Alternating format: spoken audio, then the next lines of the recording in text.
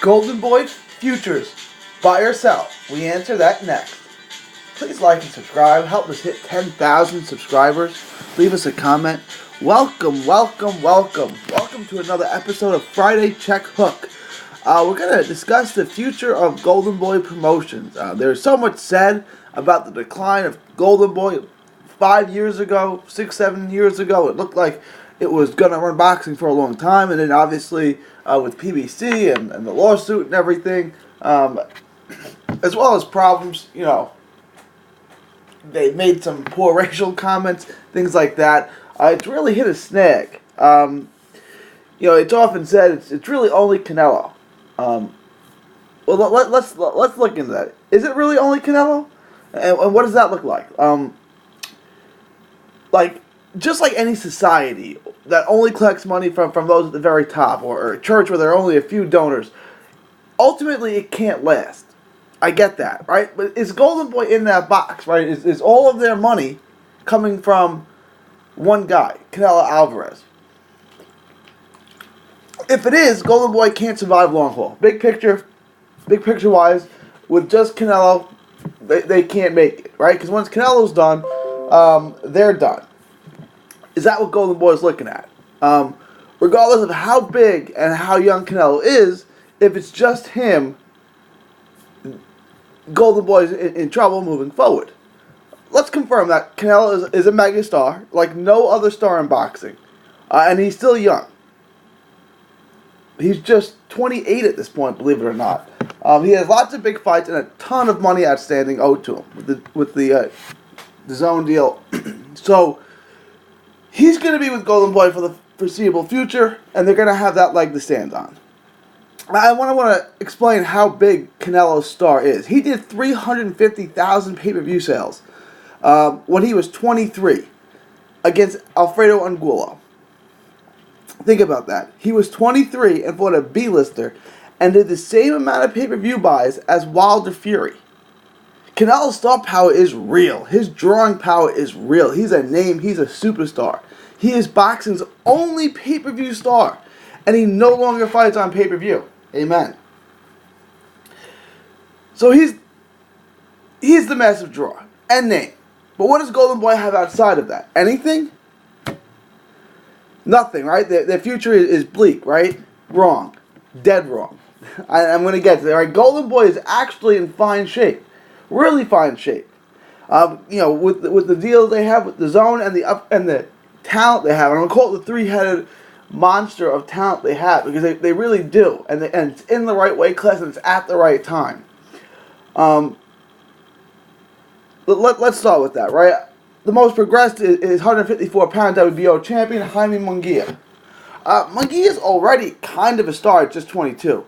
At 22, he's also the oldest of this crop of three-headed talent that they have, the three-headed monster.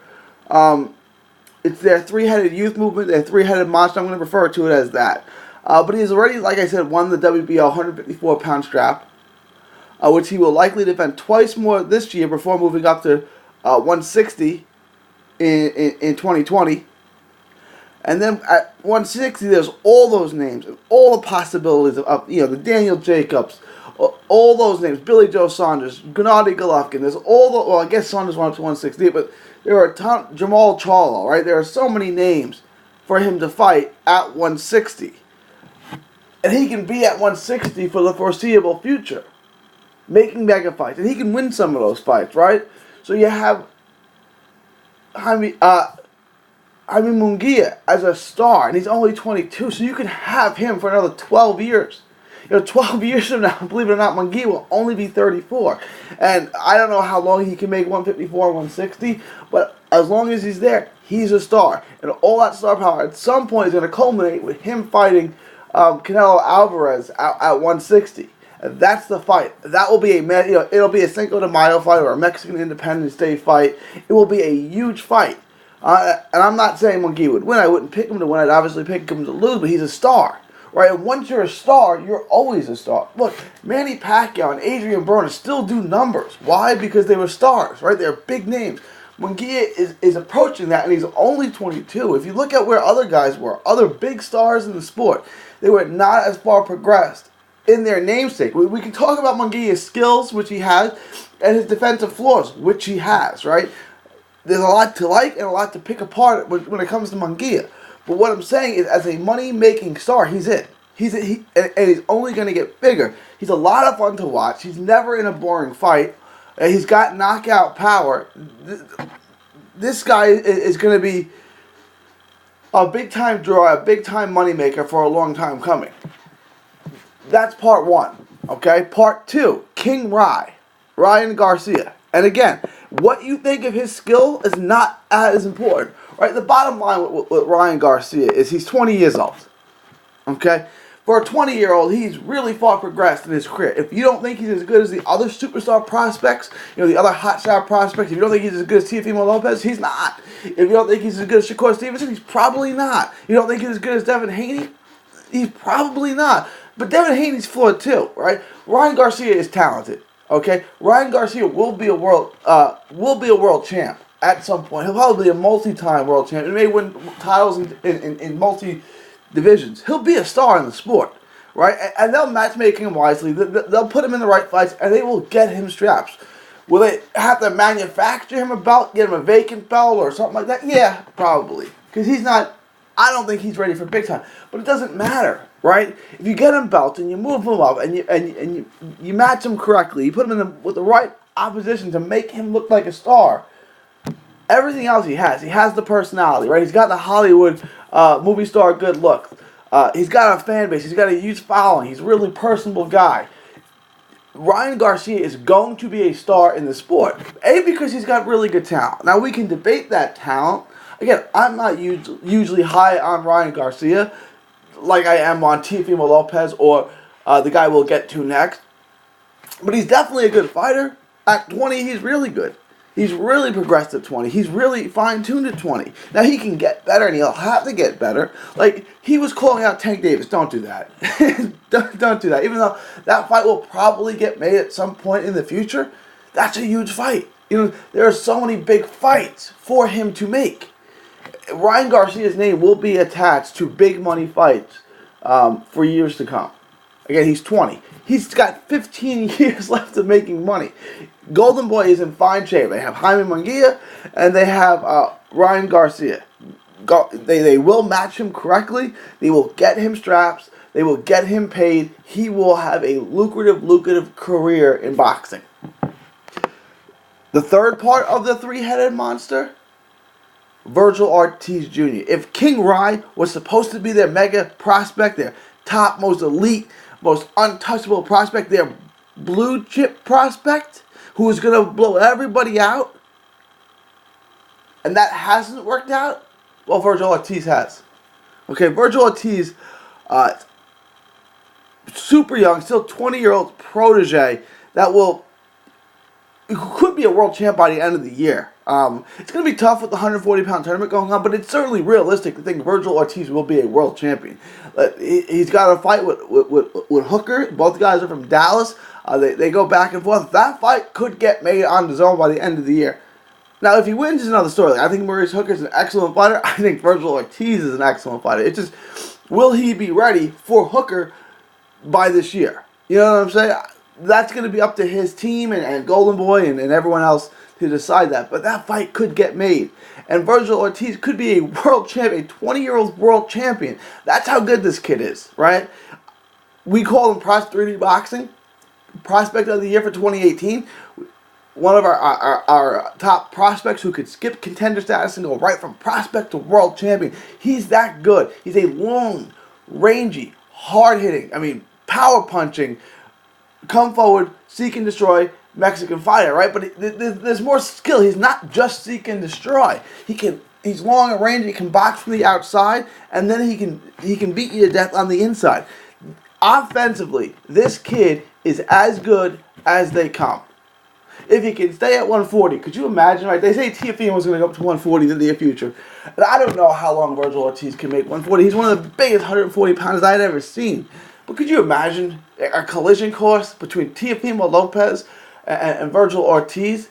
But there are so many big fights, right? Like, if he can beat Maurice Hooker, and I'm not saying he can or he can't, but if he could He gets a title at 140. Then there's Regis Prograis waiting for him, who's promotional free agent. That fight could get me. I mean, Virgil Ortiz can be a star, a multi-million-dollar fighter starting next year. Look, I'm not saying he beat Hooker. That is one heck of an offensive fight. All right, either guy could win that fight. And if you're saying I'm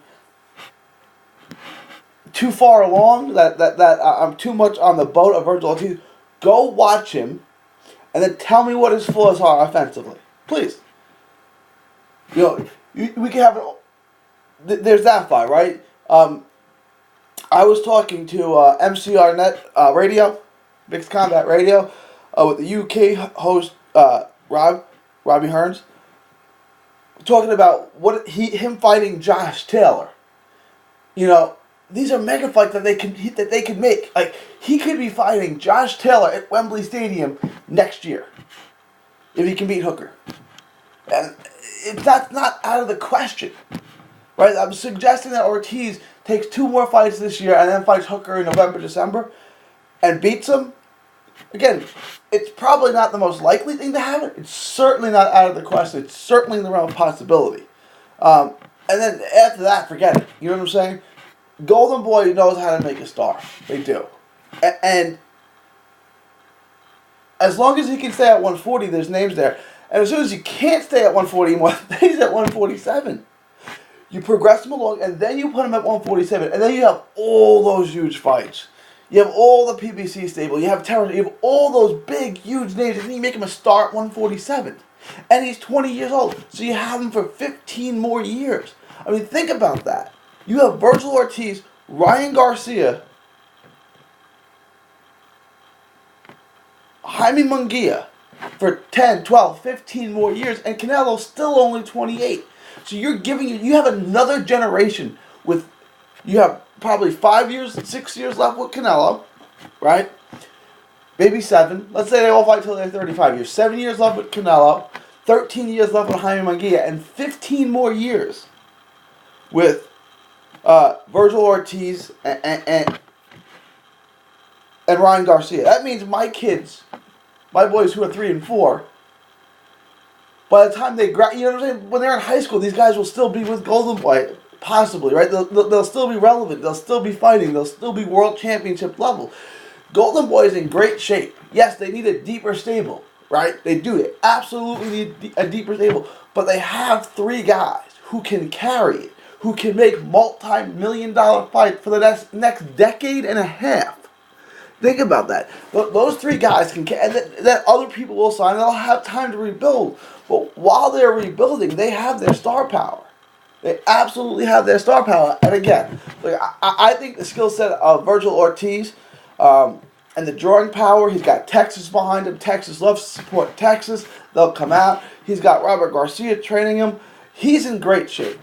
He's in absolutely great shape. I don't think his talent can be debated. The other 2 we can. But what can't be debated on the other 2 is their ability to draw. And from an Oscar standpoint, is as long as they can draw, they make money, right? So who cares if they win or lose? Oscar De La Hoya lost almost every big fight he was in, right? I mean, technically he lost to Trinidad. I mean, he beat Trinidad, but he lost to Whitaker, right? He lost to Bernard Hopkins. He lost to Floyd Mayweather. He lost to Manny Pacquiao. He lost to Shane Mosley twice.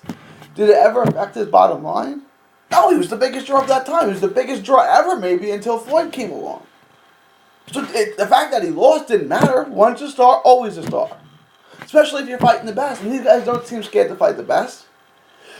We're going to get to see both Virgil Ortiz and